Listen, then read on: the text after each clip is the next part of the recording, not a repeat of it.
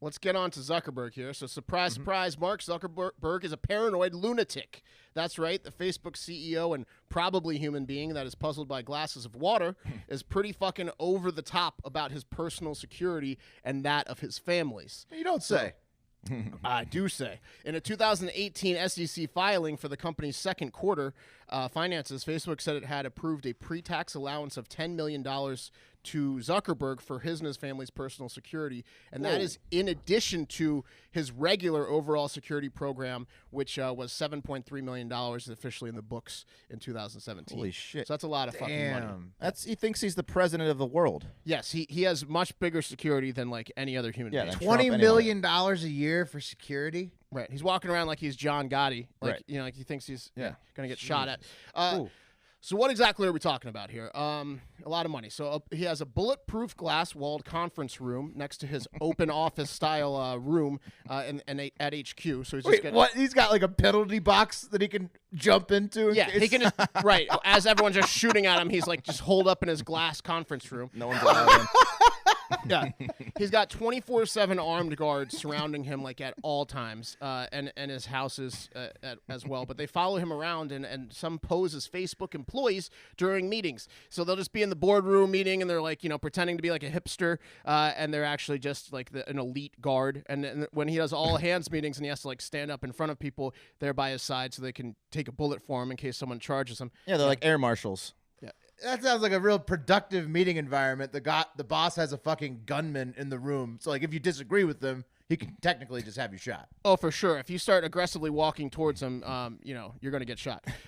No one can park under his office because the way their office is set up in California, the main one, is they have like a parking garage on the bottom, and then on top of that, they built the office space. So no one can park directly under his office because they're constantly fearing car bombs under his office. So they just know you're not allowed to park in that area. That's so of the parking ridiculous. garage.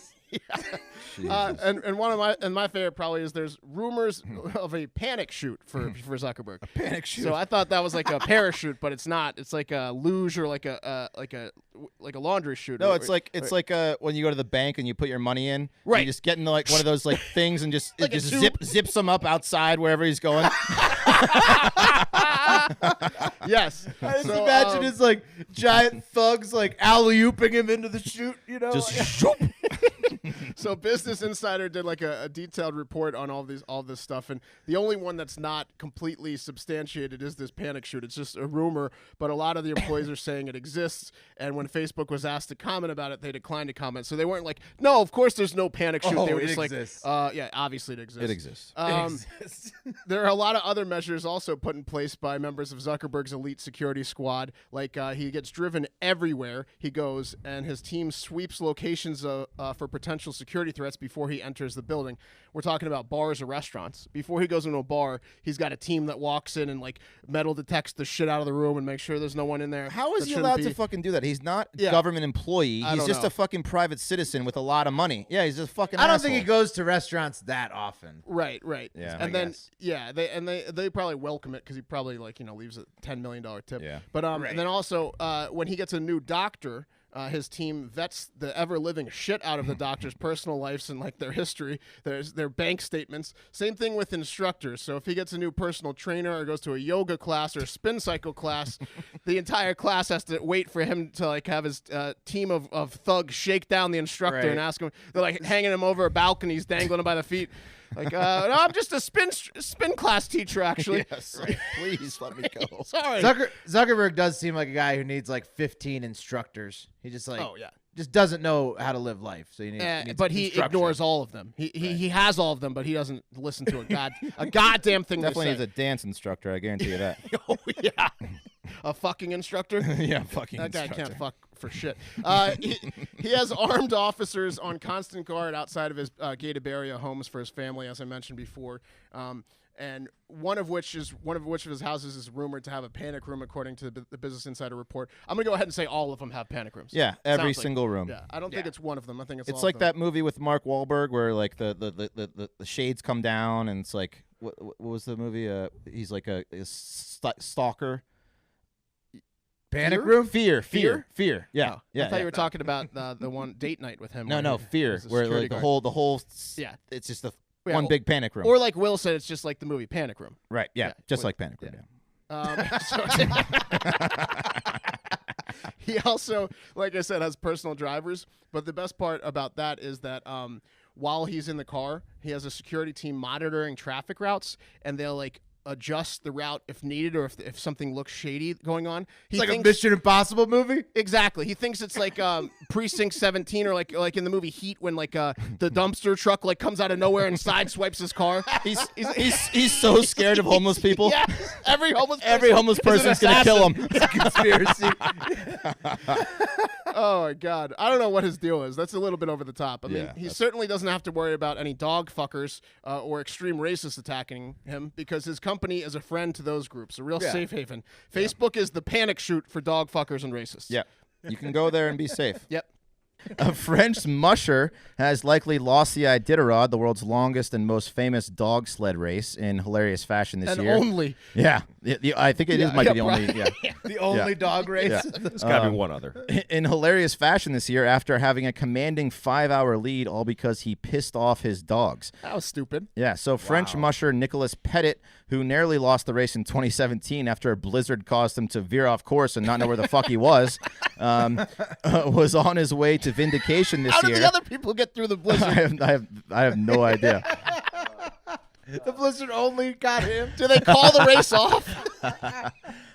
He's like, I don't know where the dogs are. He's just like got like dog bits coming out of his mouth. He ate lost the dogs. So it once again looks like he will lose the famous race after two of his dogs, one named Joey, who I assume was the lead dog, got into a fight during a rest, and Petit had to break them up and discipline the dogs in front of the whole pack, which apparently really hurt morale as the pack refused to race after the altercation occurred. He insulted the dogs. Yeah. That's like a running coach like bitching the lead star athlete in the relay race. Like, those are the athletes. The dogs are the athletes. Yeah. Hey, first show those back. I'm a running little coaches. rusty. Dogs What a have feelings. complicated sport, though. I mean, pack psychology comes into play. Yep. Imagine if you had bet this guy pre-race. Yeah. Like if you had him. Oh. No. Oh my God. He's the lead He's dog. lucky in 2017 he ate the dogs. He's lucky the dogs didn't eat him. Right, they could have turned on him Yeah. and just fucking annihilated him. So basically, it sounds like he insulted and bitched the alpha dog, as you guys were saying, and the rest of the pack sided with the dog instead of the human. So Petit, who was 827 miles into the 1,000-mile race and was coasting to victory, had to camp with his pouting pack of dogs and watch other racers just pass him as the dogs just refused I love to that. race. The other racers are like, they don't check on him. They're No. like, did you insult the lead dog? You're like, What are you doing over here? Yep, Joey's pissed. The beta dog Sam is like, he's like, what's going on? Sam's like, well, Joey's a dog, right? And I'm a dog, and Everyone just passes him assuming he's going to die. you're a human. Yeah. You're dead. Yeah, so Petit claims that his dogs are well cared for and well fed and saw no reason other than they were being pussies for not running to victory. I hope he didn't call them that. No. But Petit had this to say, quote, I yelled at Joey and everybody heard the yelling, and that doesn't happen. Oh, no. It's just a head thing.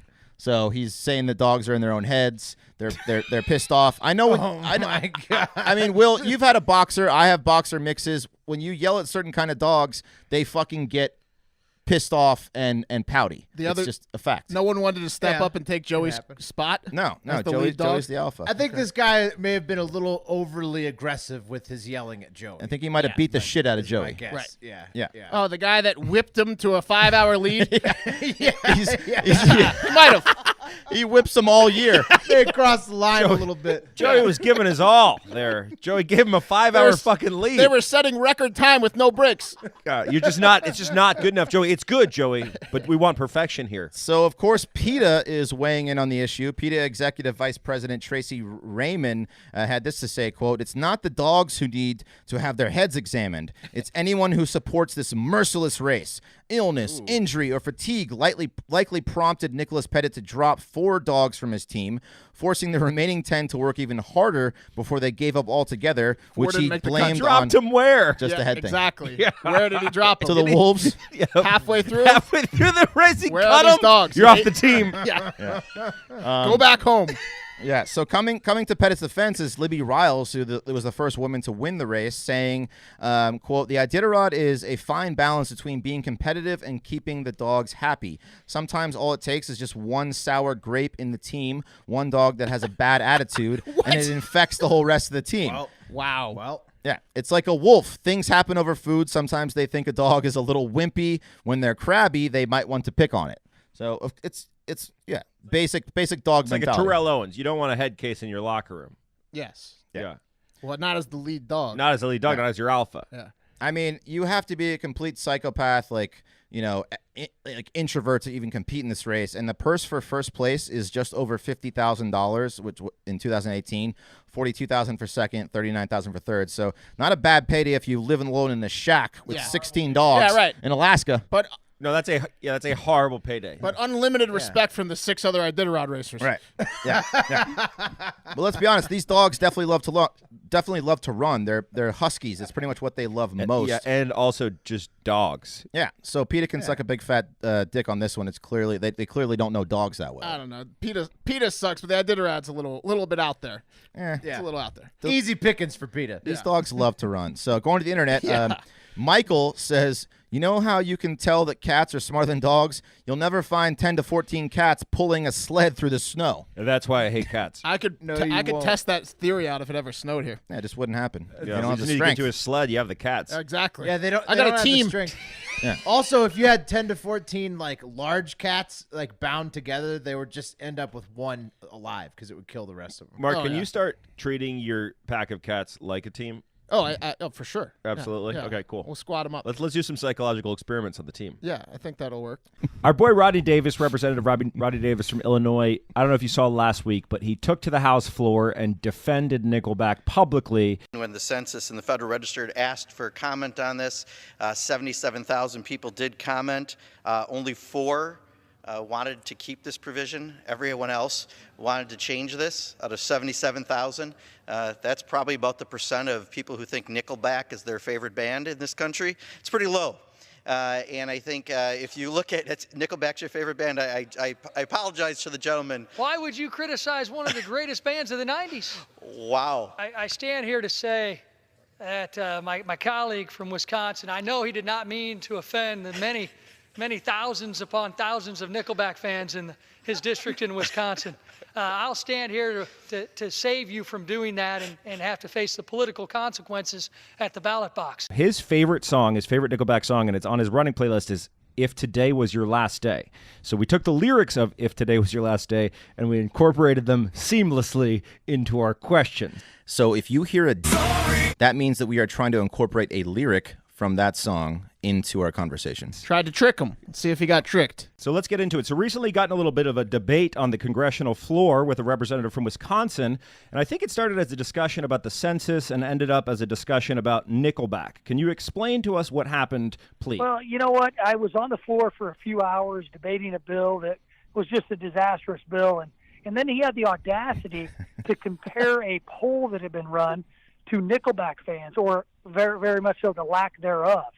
So I defended Nickelback. I'm actually a Nickelback fan. So you're Catholic, right? I am Catholic. What did you give up for Lent? And was it Nickelback or was that just too hard to do? Oh, no, that's too hard. I mean, when you got a playlist like mine, you can't give it up when you're working out. So Right. I'm trying to give up foul language, but it's not working too well. So I gave up alcohol, clear alcohol made from all grain. So just like I can only drink wine and potato vodka and tequila. So I wanted to go against the grain, and going against the grain is just the way of life for us at Hard Factor. So real quick, my best friend gave me the best advice, and it was about picking your battles. Did you try and fight Mark Pocan after disparaging comments about Nickelback, or did you let it slide? If that day was his last day and tomorrow never came, he'd never have this debate again. Right. Exactly. I'm not sure what you're talking about, Congressman. I'm confused. You got to get good lyrics. Get the rest of the albums. I've got to ask you what you think about who could be the Nickelback of today. What about Imagine Dragons? Could you say goodbye to yesterday and embrace the new style of mega rock bands like Imagine Dragons? I got another one for you. This is Mark. Have you gotten AOC's autograph yet? No. I don't know. She seems like the type of person that would donate every dime she had, though. But whatever. Congressman, in your opinion, leaving no stone unturned, in any office, who's your favorite Democrat on the Hill? Oh, man, I got a lot of friends on the Democratic side. What is your stance on marijuana, and how do you vote on that issue? I'm for states' rights. I think the states that have decided to, via referendum or via, through the lawmaking process ought to have the right to be able to try to legalize marijuana. And it's good because, so Illinois doesn't have legal marijuana, so the first step you take is the longest stride, and getting your opinion out there is really important for the legalization. So we really appreciate your support in Illinois. Hey, real quick, so you ran against and beat Miss America winner Erica Harold. Were things cordial during the race, or was it the kind of thing where you would just leave old pictures in the past and pretend like she was like any other opponent? She's much better in a photograph than I am, obviously. What would you say to your constituents if today was your last day in office? What is the most pressing issue for the people in the 13th District of Illinois? The most pressing issue is making sure that we're able to continue to grow jobs in our district, make sure we keep the unemployment low, because God knows you guys doing this podcast isn't going to make you any money. One day you're going to be on the unemployment roll, and we're going to make sure we can find you a good job. Congressman, back to Nickelback real quick. So we all saw the playlist, and we know that you work out to Nickelback, but let's be honest. Have you ever made love to Nickelback? Not that I can remember. Yeah, because it was that good. Hang on. Let me ask my wife. Yeah. She's laughing. Yeah, that is her laughing in the background. Excellent. That's a no. So, guys, not a lot of stories about people getting shot to death or happy stories, but I found one. A former New Jersey priest who was accused of sexually molesting dozens of young boys in the 70s and 80s was found dead in his Nevada home this past weekend. And by the Nevada. Yeah. And by the looks of the pictures of his house, thanks, Will, it looks like he could have been your neighbor, Will. Did you hear any gunshots this weekend? More than usual in Nevada?